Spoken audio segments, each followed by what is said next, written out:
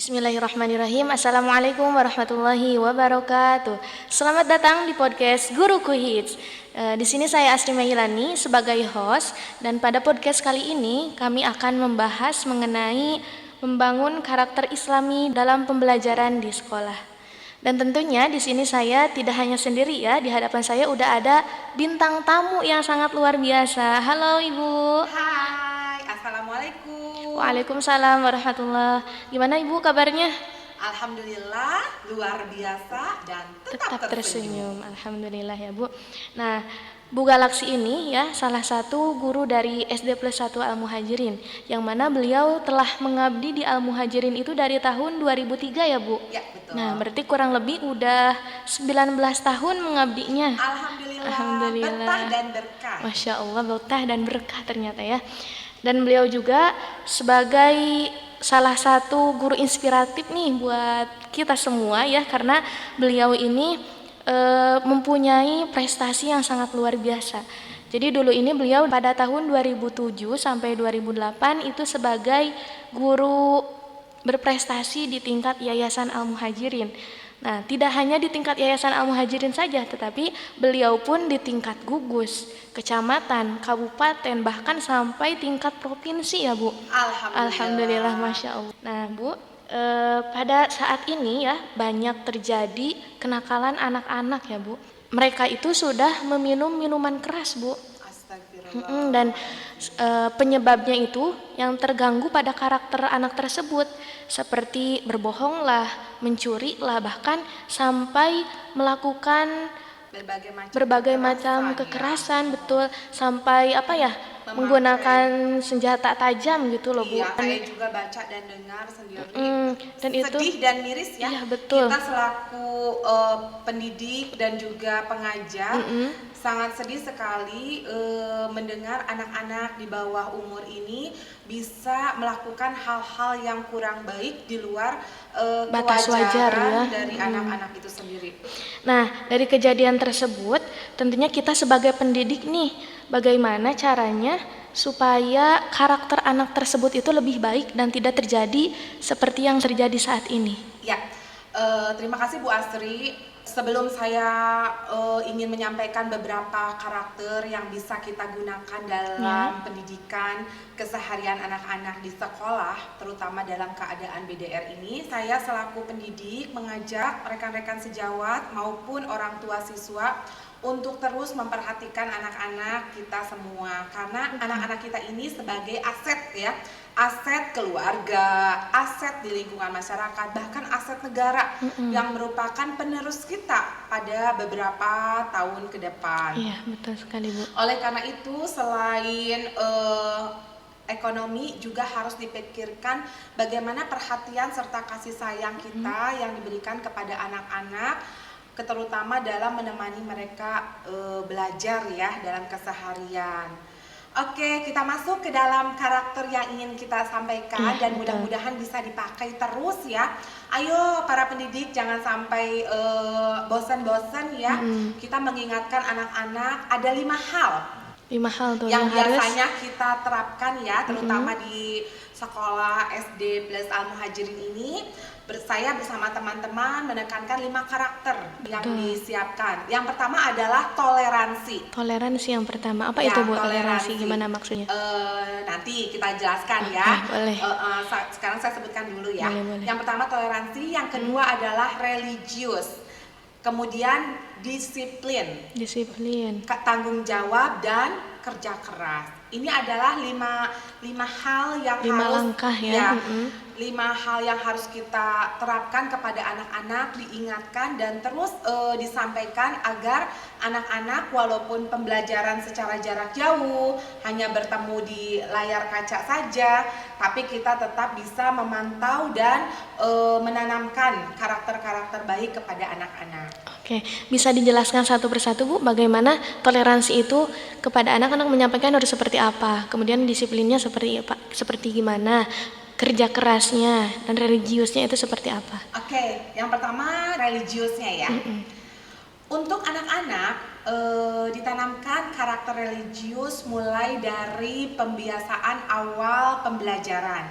Kita buka dulu dengan doa pembelajaran ya. Kemudian nanti ketika pembelajaran kita kaitkan apa sih pembelajaran yang sedang kita bahas pada hari itu. Kemudian kita selipkan beberapa doa ataupun hadis di dalam pembelajaran tersebut. Sesudah pembelajaran usai, otomatis kita harus tutup juga dengan doa akhir pembelajaran. Ya. Kemudian kita dalam religius ini menerapkan siswa agar mau melaksanakan kegiatan ibadah baik fardu maupun sunnah, dari sholat subuh, zuhur, asar, maghrib, isya, dan yang sunnahnya ini yang kita harus selalu sosialisasikan kepada anak-anak, yaitu duha dan tahajud. Kemudian kita juga laksanakan di dalam pembiasaan tadarusnya. Anak-anak baik dari surat pendeknya ataupun dari ayat-ayat pilihannya, surat-surat pilihannya, agar terus melaksanakan tadarusnya.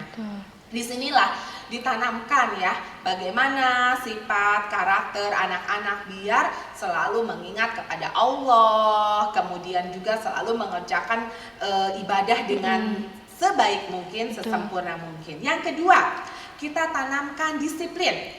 Ya. Kita kan nih belajar secara Zoom, secara GCR, otomatis kan ada waktu-waktunya ya, ada waktu-waktunya. Jadi kalau misalnya si anak terlambat 10 menit aja atau 5 menit, bahkan ada ya kalau dalam pembelajaran Zoom itu sampai sisa 10 menit, waktu Zoom sisa 10 menit ini baru datang Bu Asri. Bagaimana dengan Bu Asri? Apakah ada di kalau dalam pembelajaran Bu Asri? Ada saja itu pasti ya Bu. Ya.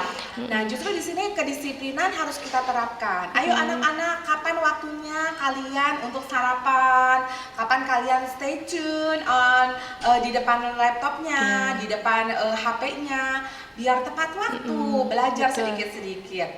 Jadi selain disiplin ketika pembelajaran, juga kita disiplin dalam kembali lagi sholat fardunya, sholat duhanya, sholat tahajudnya. Boleh main, tapi kita utamakan dulu pembelajaran dan ibadahnya, baru bermain bersama teman, tetapi hati-hati tetap menjaga jarak, kemudian melakukan prokesnya.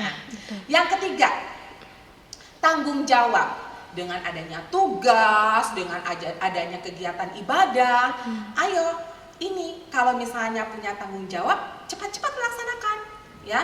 Kita harus membiasakan, ayo anak-anak dikerjakan dulu tugasnya. Berarti kalau kalian melakukan tugas hari itu sudah selesai terkumpulkan, kalian memiliki tanggung jawab yang bagus. Kebalikannya, kalau soalnya nanti Bu, hari ini capek, nanti Bu, hari ini ada kegiatan apa, tertumpuk semua, maka karakter tanggung jawab akan tidak bisa tumbuh ya. Yang keempat, kerja keras. Satu pelajaran ditambah pelajaran lain, kemudian satu ibadah disambung dengan surat yang lain, dengan ayat pilihan yang lain. Itu kan kita memerlukan energi yang besar, memerlukan semangat yang besar, konsentrasi ya. Itu kerja keras. Kita terapkan ke anak-anak. Ayo kerja keras yuk. Kerja kerasnya dalam hal yang baik, yang positif. Dan yang kelima adalah toleransi. Kalau kita melakukan Zoom, kita harus mendengarkan teman-temannya dulu. Yang disuruh baca, yang lain diam ya. Jadi yang lain unmute dulu ya. Jangan temannya lagi baca, ini berisik gitu ya, jadinya nggak fokus ya. Betul sekali ya. Ada yang disuruh baca puisi, temennya malah nyanyi. Nah, itu kan tidak toleransi ya. Sehingga pelajaran bisa terganggu juga ya. Seperti itu barangkali Bu Asri, mudah-mudahan kita semua selaku pendidik, orang tua, dan anak-anak bisa menerapkan kelima karakter ini. Amin. Nah, bagaimana nih Bu caranya supaya kita sebagai guru nih bisa mengontrol bahwa anak-anak itu kegiatan-kegiatan tersebut terlaksana atau tidaknya? Ya. Nah, bagaimana nih biar kita bisa mengukur sejauh mana anak-anak menghadapi pembelajaran dari kita itu, menerima pembelajaran dari kita, dan juga melaksanakan apa yang kita minta, apa yang kita tuju. Itu ini di sini. Ada apa nih Bu? Di sini ada kegiatan laporan kegiatan harian siswa. Ya. Nah, di sini penilaiannya ada ketika anak-anak melakukan sholat fardu, jam berapa ditulis ya. Kemudian ada juga tadarusnya surat apa, ayat berapa. Kemudian kegiatan bersama orang tuanya membantu apa. Nah, ini ditulis juga di sini di laporannya. Jadi kita bisa mengevaluasi baik sehari maupun seminggu, dan kita terus menyemangati anak-anak beserta orang tuanya untuk melakukan kegiatan harian siswa ini. Nah, berarti bisa mengontrolnya di laporan kegiatan tersebut ya, Bu? Betul. Terus itu bagaimana kalau misalkan ada siswa yang tidak melakukan kegiatan sehari-hari tersebut, Bu? Apakah ada hukumannya atau apa? Ya, kalau tidak melakukan, otomatis kita komunikasikan kembali dengan orang tua komunikasikan anaknya. dulu ya. Apa sih permasalahannya? Kemudian kita juga ajak anak untuk berkomunikasi juga. Kenapa adikku tidak melaksanakan sholat subuh? Jadi kita mainnya di komunikasi dulu aja. Paling kalau sudah terus-terusan, baru kita melakukan kunjungan rumah itu. Ya, walaupun kita tetap harus menerapkan prokes ketika mendatangi rumah si anak. Ya. Dapat saya simpulkan nih dari karakter Islami yang perlu diterapkan di sekolah itu ada 5 poin tadi ya, Bu. Betul. Yang pertama yaitu religius, kemudian disiplin, tanggung jawab, kemudian kerja keras dan juga toleransi. Ya, mudah-mudahan podcast kali ini bermanfaat untuk kita semua. Amin. Dan tentunya bisa diterapkan di sekolah-sekolah yang ada di Indonesia. Sekian dari kami. Kurang lebihnya mohon maaf. Wassalamualaikum warahmatullahi wabarakatuh.